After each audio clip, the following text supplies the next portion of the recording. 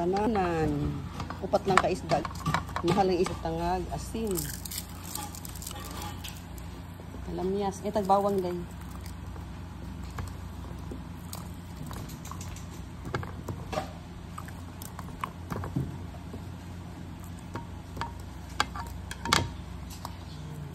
Lamig na lang siya guys. So sa kamyas. Tapos itong lalagyan namin. Sili. Tara. Bibi, bawang din.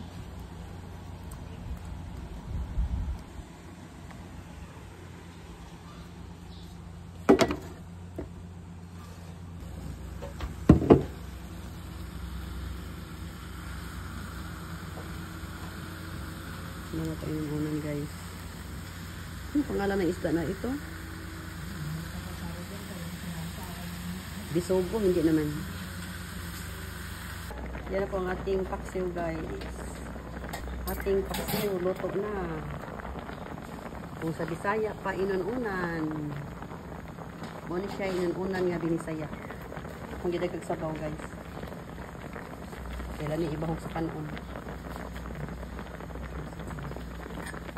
Kasi masarap kasi ang asin ng kamyas eh. Ready na yan. Wow. Busog mas na lang tayo dito guys. May sili. May saya.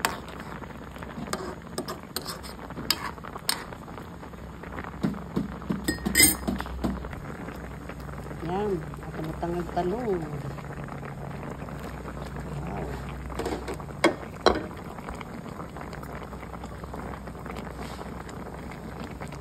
Alam mo inuunan na yung mga gulay-gulay. Kaluoy sa kanon ani. Porot bilang kanon ani guys. Ayan, kalami. Itong tabunan. Another 2 minutes. Luto na yan. Yan na guys, luto na. Atong inuunan. Wow, kalami. Sa sabaw.